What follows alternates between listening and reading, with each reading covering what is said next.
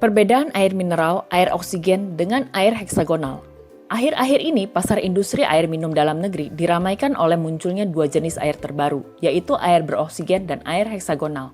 Kehadiran produk-produk air ini tentu saja mengundang rasa penasaran di banyak kalangan, sehingga di antara mereka banyak yang bertanya, apa bedanya antara air yang beroksigen dan air heksagonal dengan air biasa?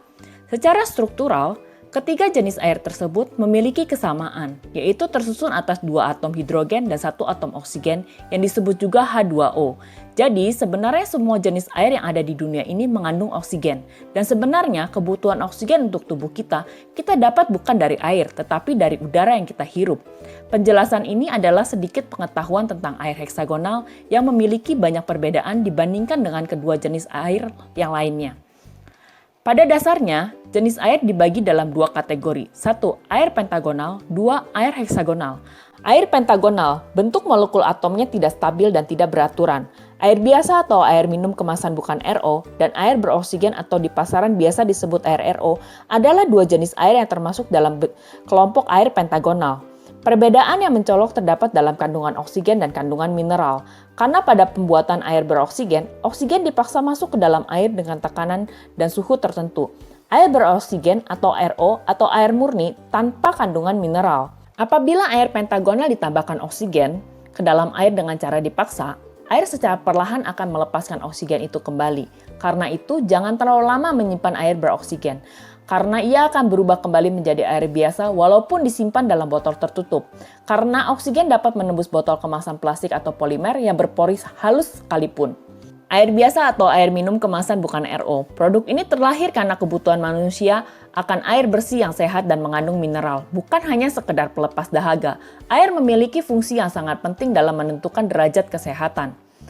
Karena sekitar 70% tubuh kita adalah air dan pengaruhnya terhadap kesehatan cukup besar. Apabila air yang kita konsumsi berkualitas buruk, maka kesehatan kita pun menurun. Dan sebaliknya, jika air yang kita konsumsi berkualitas baik, maka kesehatan kita akan meningkat. Air heksagonal dengan molekul atom yang stabil dan beraturan. Air heksagonal seperti halnya air biasa, terbentuk atas susunan atom H2O. Yang membedakan air ini dengan air biasa atau air yang beroksigen adalah formasi kelompok molekul H2O-nya. Rangkaian tersebut terjadi karena ada sejumlah gaya yang bekerja sehingga memungkinkan molekul H2O membentuk formasi yang khas. Pada air biasa dan air yang beroksigen, molekul H2O hanya berbentuk segi lima yang berkelompok membentuk formasi pentagonal. Selanjutnya, kelompok-kelompok tersebut membentuk rangkaian berupa air yang kita jumpai sehari-hari. Pada air heksagonal, molekul H2O berbentuk segi enam berkelompok membentuk formasi heksagonal.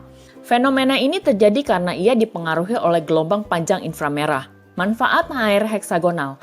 Air heksagonal memiliki perbedaan dengan air biasa. Perbedaan ini berpengaruh terhadap perjalanan reaksi biokimia, seperti air ini yang membentuk kelompok kecil dan stabil sangat menguntungkan untuk kesehatan tubuh manusia.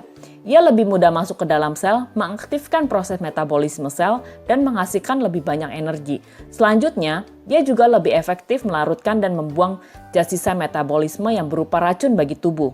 Cairan tubuh manusia terdiri atas 3 golongan. Air heksagonal menempati porsi terbesar yaitu 62%, sedangkan air pentagonal 24%, dan sisanya 14% terbentuk tetrahedral yang terkait satu sama lain membentuk rantai. Oleh karena itu, tubuh kita sangat membutuhkan air heksagonal. Penurunan air heksagonal dalam tubuh hingga 50-60% akan menyebabkan kematian.